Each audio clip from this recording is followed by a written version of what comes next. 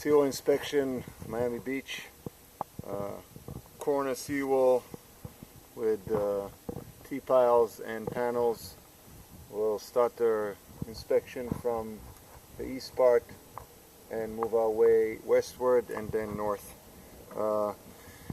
Seawall was measured at 80 linear feet, and we'll see what condition the bottom and H-piles, panels, and everything that relates to the structural integrity of the seawall.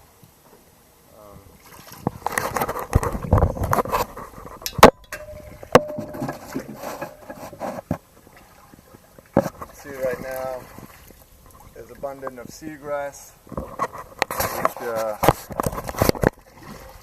a little bit of an issue. Comb it out of the way so we can see the bottom of the seawall.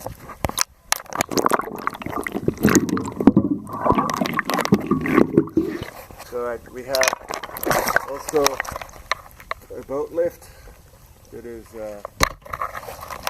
tied to the cap and board of the cap on the property side. The lift looks to be in good condition. Looks like to be relatively new.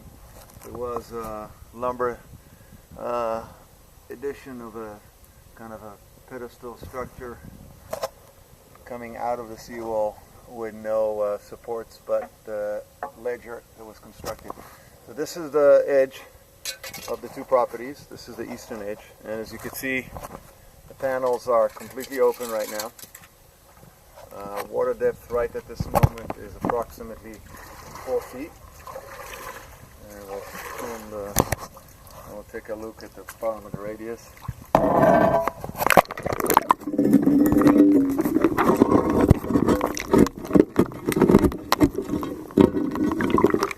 Yeah, the entire radius is open right now.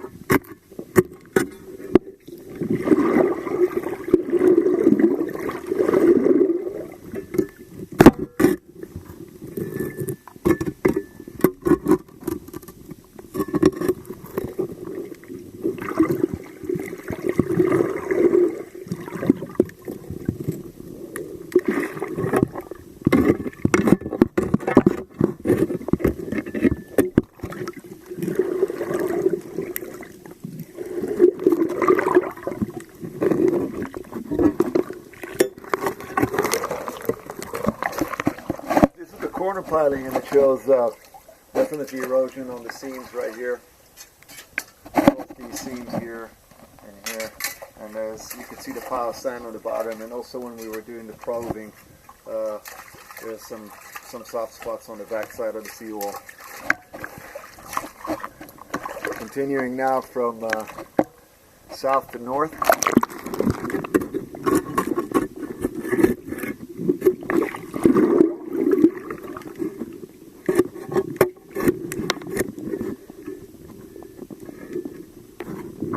This is some storm drain.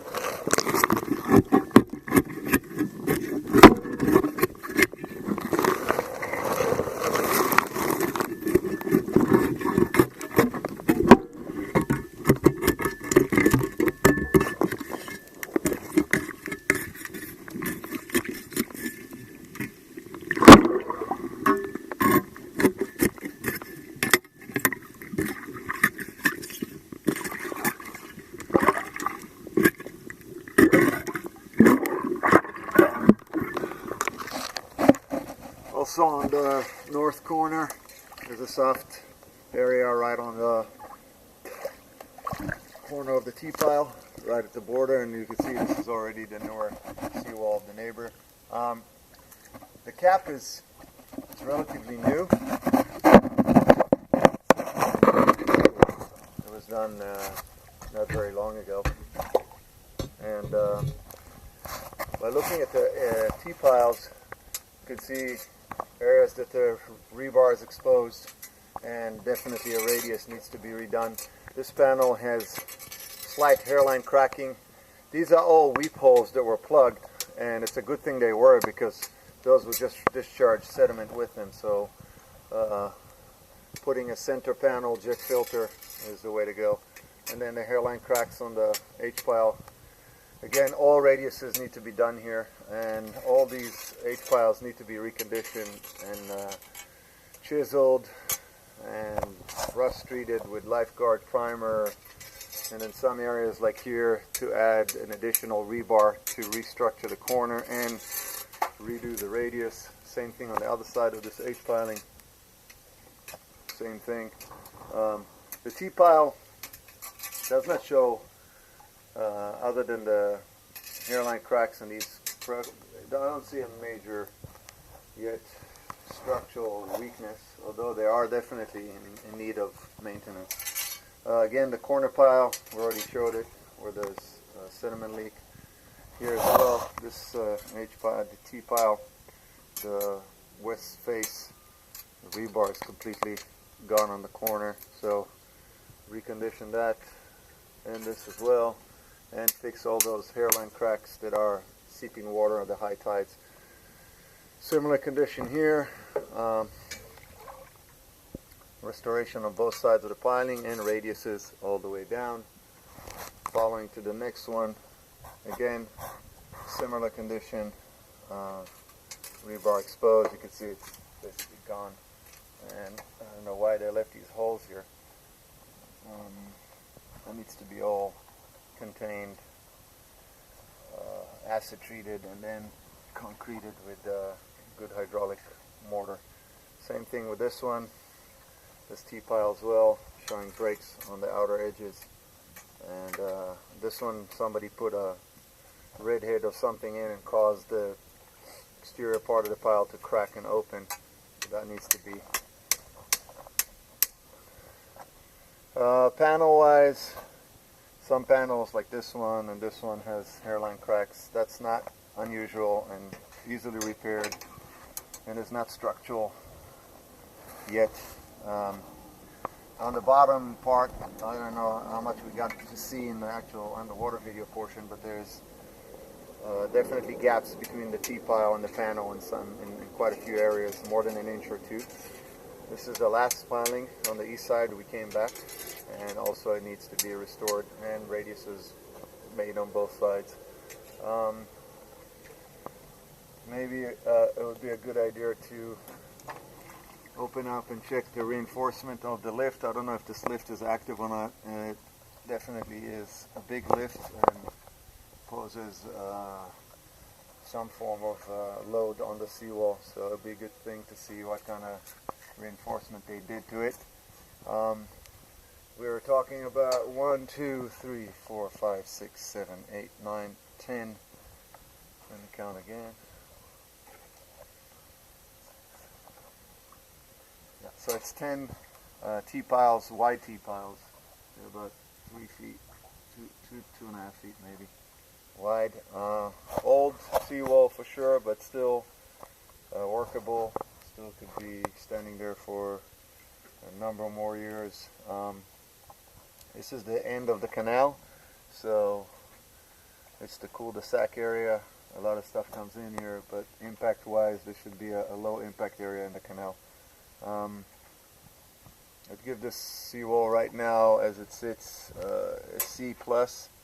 It needs to be maintained, and also definitely suggesting putting a footer on the bottom to contain the bottom. Once the jet filters are in the seawall, the bottom should be sealed, and that would be pretty easy with riprap bags and pegging it with rebar should seal the bottom of all the panels and allow the water just to filter through the jet filter. Okay, that basically sums this inspection. Again, this is the 23rd of December 2014, maybe our last Seawall inspection for the year. Merry Christmas and happy holidays to everybody from Me Dive, and we'll see you next year. Thank you.